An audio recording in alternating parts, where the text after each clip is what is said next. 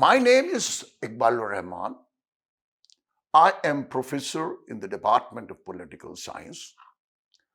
I am teaching organizations for many years, and my discipline is political science. So, of course, I teach many other subjects of the course of political science, but my experience in teaching international organization is of more than decades. Today is the first day of the first week.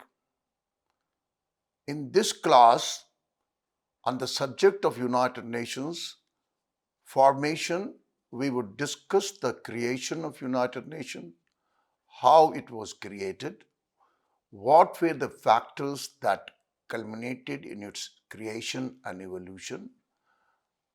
I believe that for properly understanding and evaluating the United Nations, we first need to briefly discuss and understand the evolution and meaning of international organization. Dear students, we know that history teaches us that there has been no stage in history when human beings have not engaged with each other either peacefully or violently. Not only they interacted, but rather organized themselves into groups, tribes, communities. They also set rules to conduct themselves, fought with each other, entered into treaties, and formed alliances and organizations to regulate their actions, behaviors, and to prevent war and violence. The development of international organization has been related to the growth of international interaction, international intercourse between different peoples at different stages of human history. I would like to focus here on one very important aspects of international organization, their evolution. That at the root of creation, evolution of international organization was the idea of peace. The very idea that how violence could be stopped, how war can be prevented, how peace can be established. So this was the desire which in history led to the creation of different kinds of alliances, different kinds of organization, which in different ways contributed to the growth of international organization and to the organizations which is basically the main part of our course, the United Nations. I would briefly discuss here the contributions of Greeks, the ancient Greeks. The Greeks were the people who systematically studied politics. Their contribution in the field is well known and recognized. Greek was the society which is distinguished by its very prominent characteristic, the city-states.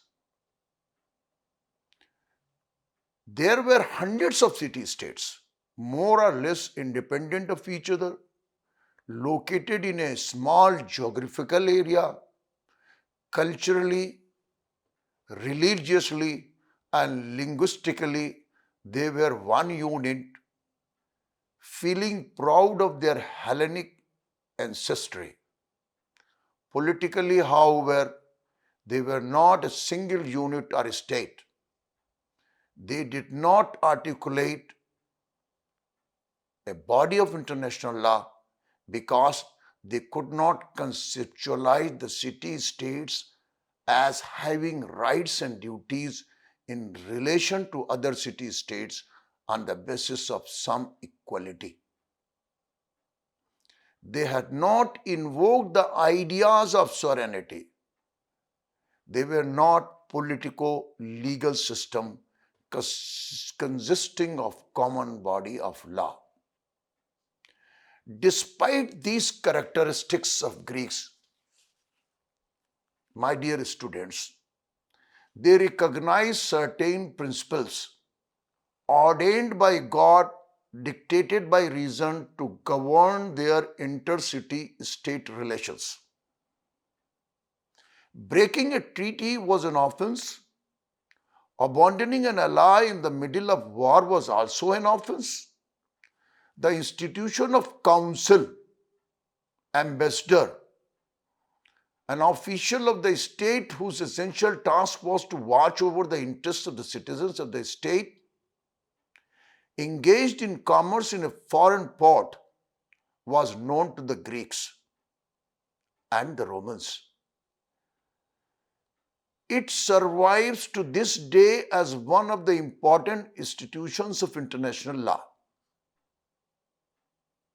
The council was not, however, concerned with representing his state as such, and for this purpose, ambassadors were used, being dispatched for the purpose of specific negotiations. Arbitration was used by them.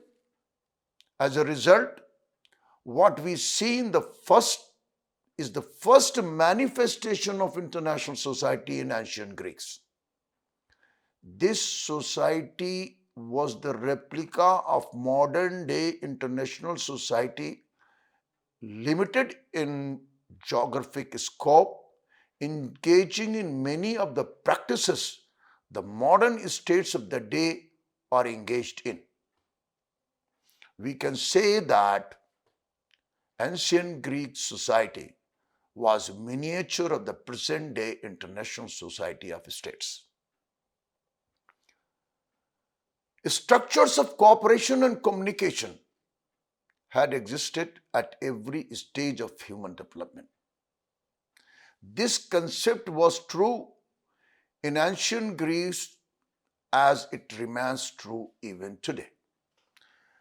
The result was the formation of number of organizations by Greek city-states coming into being through formal agreements between city-states. Ancient Greeks, therefore, are credited with the creation of number of formal organizations.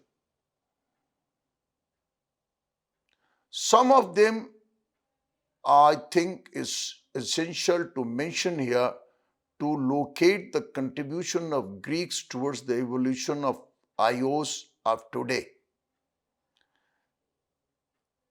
Of course, not all the organizations can be mentioned here, can be part of the discussion here.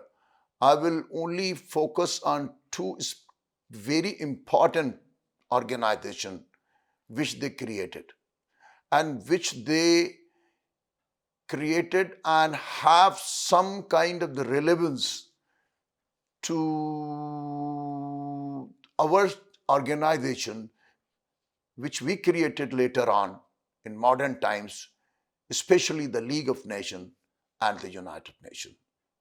So first organization which I especially mention here was the Pan-Hellenic League. This organization was created sometimes in 11th century BC for regulating relations among 12 tribes. It was an alliance. This was organized to support the temples of Apollo and Demeter. The League Council had religious, judicial authority and power to pronounce punishments against offenders. It set the rules of battle as to protect sanctuaries and are to impose sentences on those who molested sanctuaries. Punishments ranged from fines to expulsion and to conduct sacred wars. The structure of the organization is like that. Each member of the league had two representatives. Each representatives had the ability to cast one vote. The court of the Pan-Hellenic League heard cases made by one city-state accusing another city-states of being in violation of Pan-Hellenic rules in some manner. In other words, the defendant had in some way offended Apollo and were summoned to court to explain their actions. Additionally, the size and power of a state was also taken into account when the Pan-Hellenic League heard a case. What I said, that the size of the state played a role. The power of a city-state was taken into consideration when the league had to decide a case against them. Because of this factor, the verdicts handed down by the Pan-Hellenic could have been biased. This is because if found in violation of Pan-Hellenic rules, the larger, more powerful city-state was accorded due punishment according to its strength, its power. This is what we see even today, which is in practice in the organizations of our days, especially in the United Nations, that those who are powerful, those permanent 5 members, their issues, their things which are to be decided there in the United Nations, it becomes difficult for the organization to take action, not considering their might, their power, and their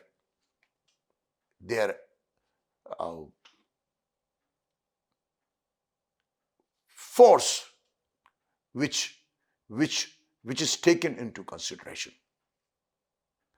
This was there in the Greek times as well, that the powerful played important role. This organization used to meet 2 times a year, one in spring and the second in autumn. The league doctrine required that no member would be entirely wiped out in war and no water supply of any member would be cut even in wartime. It did not prevent members from fighting about the dominance over the temples. Originally a religious organization, it became politically important in 6th century BC when larger city-states began to use it to apply pressure to the lesser ones. It became their instruments, the instruments of powerfuls. By the 6th century BC, the Pan-Hellenic League maintained interstate assemblies with extraterritorial rights and permanent secretariats. Gradually, by the 2nd century AD, it faded from the scene. Students The second important organization which was created by the Greeks is Pan-Hellenic League. This league was founded in 337 BC by Philip II of Macedon. The Pan-Hellenic League was the idea of an Athenian named Isocrates. Isocrates witnessed the overpopulation and physical inflation rampant in Greece during 4th century BC and advocated an idea that if all the Greek city-states were to unite and attack Persian Empire, that they would be able to get away from their problems and expand the Hellenistic word, the Greek word. This would relieve the problems of overpopulation by providing more land to Greeks. Word. From Greek city-states, no state took this idea seriously. That is until Philip II of Macedon came along. This idea of Isocrates became reality at the hand of Philip II of Macedon. According to Minor M. Markel, in his article Support of Athenian Intellectuals for Philip, it is stated that in the year 346, Isocrates wrote his discourse to Philippus, which he sent to Philip II of Macedon, urging him to lead the Hellenic cities an invasion of Persia. It was in 337 BC under Philip II of Macedon that Isocrates' idea achieved and realized, and the Pan-Hellenic League was formulated. The mission of the Pan-Hellenic League was simple: to commence war with the Persian Empire, and in doing so to obtain land from the Persian Empire in Asia Minor.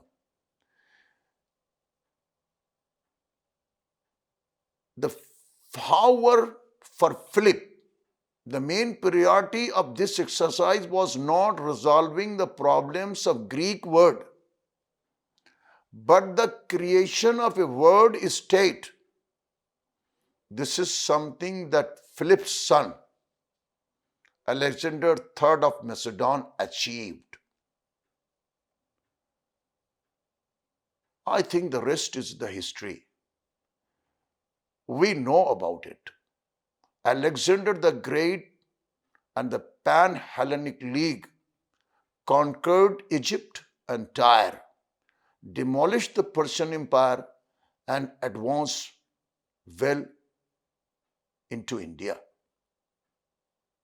A great Greek empire was created.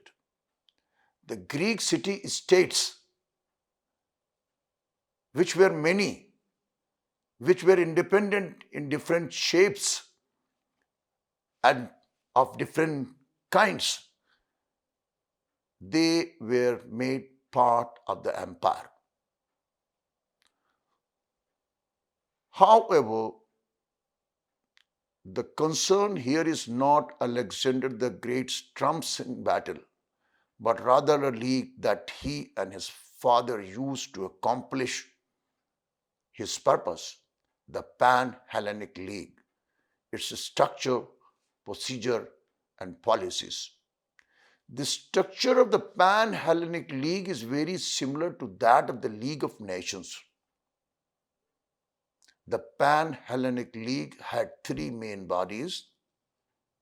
These organs were a League Synedrion, a League Hegemon, and a League Court. During league meetings, the Sanhedrin had a proderai, or five representatives who served the function of coordinating all league business, record keeping, and generally maintaining order, fining those members who interfered with league business. Additionally, the proderai could call to order a meeting of the Synedrion at any time in any place. For their service, the proderai were paid through the duration of their terms in office. Members of proderai were rotated on terms of 2 years, and two proderai could not be of the same ethne, same city-state. Complaints against a member of the proderai could be filed the meeting after a new set of proderai were elected by the Sanhedrin. More often than not, these complaints were the result of the fine issued by the previous proderai to a member for trying to impede league business. The proderai was an internal organ of the Synhedrion. This leads this study to another question: what was the nature of Synhedrion? In modern times, two international organizations which evolved from the Pan-Hellenic League in terms of structure, rules and procedure, but not policy or objective, have been the League of Nations and the United Nations. So the Greek period and its interaction throughout the history, that has contributed much to the evolution of international organization, that helped in constituting, constructing, making the organizations of our time. Besides Greek time, I would say in history there are periods when organizations were created, but Greek contribution is much more than the contribution of medieval times. Modern times, I take up. Modern times. And before I proceed further, I would say that international organizations of different nature and shapes have existed throughout the history of human beings, but in actuality, they are the creation of modern times as we see them today. Various developments in this period led to their creations. The institution of council, arbitration, ambassador, envoy, which was known to Greeks and Romans, became the important institution of international law in modern times. The ancient Greek city-states and the Romans on certain occasions used to dispatch envoys to negotiate specific issues such as war and peace or commercial relations, but did not have diplomatic representatives regularly posted in each other's territory. It became a well-organized feature of relations among modern states, leading to the establishment of institution of permanent diplomatic missions in the territories of each other. It became the main instrument of interaction and global governance. International treaties, agreements, alliances, and other manifestations of international relations are usually the result of diplomatic negotiations and processes. This established a regular system of interaction and dealings among them. Increased interaction among the states led to the scope for the creation of international organization. Major event which much contributed towards the evolution of organization was the Treaty of Westphalia of 1648. However, a lot of treaties were produced, created in modern times. The most important among them was the Treaty of Westphalia of 1648, which was the outcome of the 30 Years' War in Europe. The war in which millions of people died.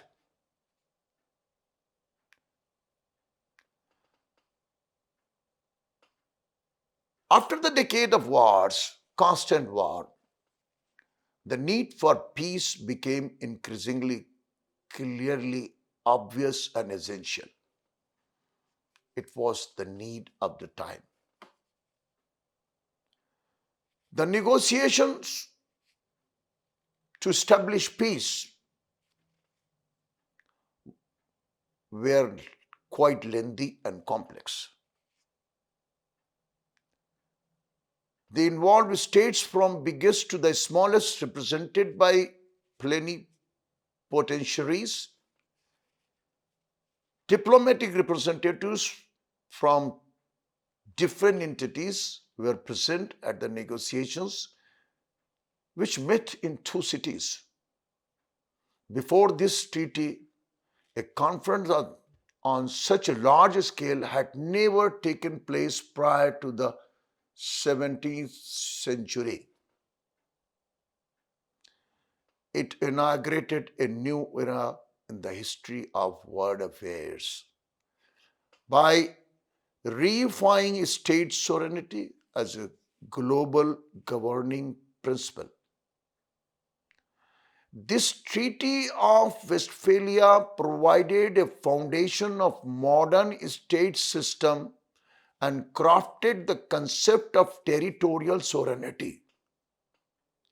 The old system was replaced with new about 300 princes who were recognized as sovereign. The state became a legal entity. This was the outcome of the Treaty of Westphalia. The concepts of state sovereignty, mediation between nations, and diplomacy all find their origin in the text of this treaty.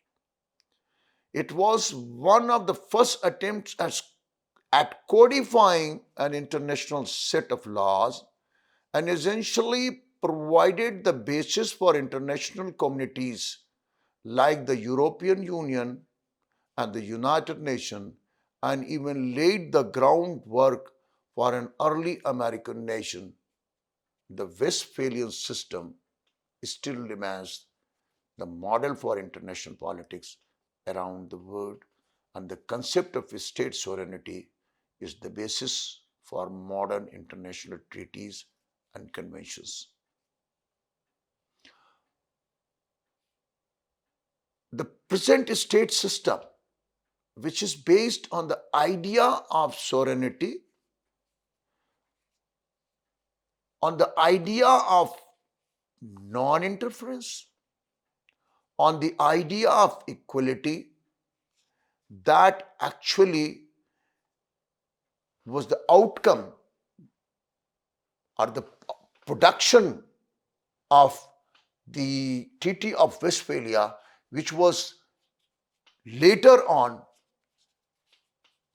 codified and turned into the principles of governing state relations. The second event, most important one, was the Congress of Vienna of 1815. This Congress is also known as the Concert of Europe, the Congress system, or the Vienna system. It was a great development.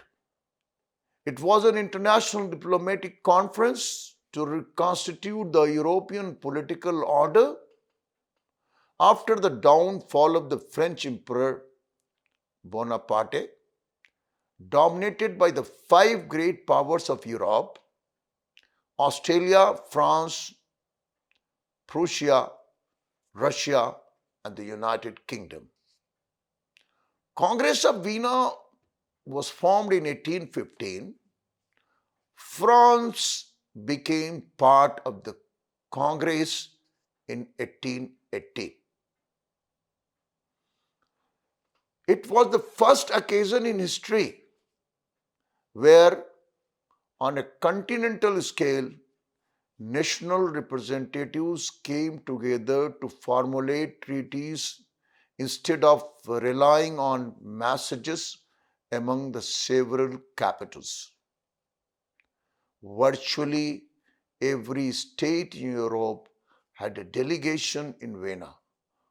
More than 200 states and princely houses were represented at the Congress. The major innovation at Vienna was the follow-up conferences. This was the major contribution of Congress. This resulted in the custom of participation of states in the form of conferences and their reaching an agreement, followed by follow-up conferences to assess whether previously agreed decisions and policies had been executed. The system created by the Congress of Vienna remained in operation for about 100 years. This practice was popularly called as the Concert of Europe. From 1815 to 1914, it established a set of principles, rules, and practices that helped to maintain balance between the major powers of Europe. The practice of concert institutionalized the dominant role of great powers of Europe, which was undertaken at the Congress of Vienna in 1815. I emphasize the practice of concert institutionalized the dominant role of great powers of Europe. From the working of the concert was born an idea that peace is dependent on the cooperation of great powers. No great powers' cooperation meant no peace. It proved a turning point in the history which in Europe set in motion a series of innovations, inventions, and living processes that shaped the core of what we today refer to as IO's International Organization. The idea that great power cooperation is needed for peace was incorporated in the United Nations in the form of Security Council. The third development which contributed to the formation of organizations, and of course the United Nations with the Hague Conferences. After the Congress of Vienna, Hague Conferences of 1819 and 1907 were the major development. These conferences invited smaller as well as great powers, both European as well as extra-European to participate in collective political deliberations. They were the first multilateral treaties that addressed the conduct of warfare, largely based on the Labor Code, which was signed and issued by the U.S. President Abraham Lincoln to the Union forces of the United States on 24th April 1863 during the American Civil War. They were among the first formal statements of the laws of war and war crimes in the body of international law. A third conference was also planned for 1914 and later which was rescheduled for 1915, but it did not take place because of the start of World War I. A major effort in both conferences was the creation of a binding international code for compulsory arbitration to settle international dispute, which was considered necessary to replace the institution of war. War was thought as an institution. It was a state policy. The Hague Conferences attempted to deinstitutionalize the war. The efforts failed at both conferences. Instead, a voluntary forum for arbitration, the Permanent Court of Arbitration, was established. Most of the countries present, including the United States, Great Britain, Russia, France, and China, and Persia, favored a process for binding international arbitration. But the provision was vetoed by a few countries, led by Germany.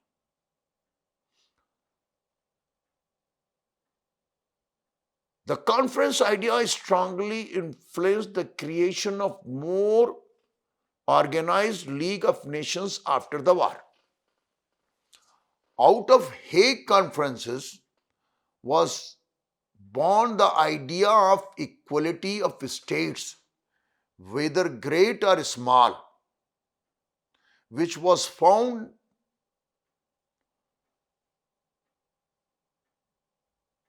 in the practice of Hague Conferences and which was incorporated in the structure of General Assembly of the United Nations. Innovations, of course, the evolution is not limited to the events, to the activities which I mentioned here. Innovation associated with the rise of industrial revolution,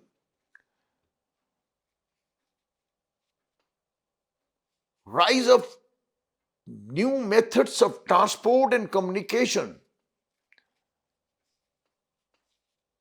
resulted into the special purpose agencies, usually called public international unions, designed to facilitate the collaboration of governments in dealing with economies, social, technical, and other problems. Growing interdependence served as motivation to promote collective responses to the problems of peaceful intercourse, the recognition of need for moderating conflicts in political and military space. Notable among them were the Rhine Commission of 1815, Telegraphic Union of 1865, Universal Postal Union of 1874, and many of the similar associations, unions were also created.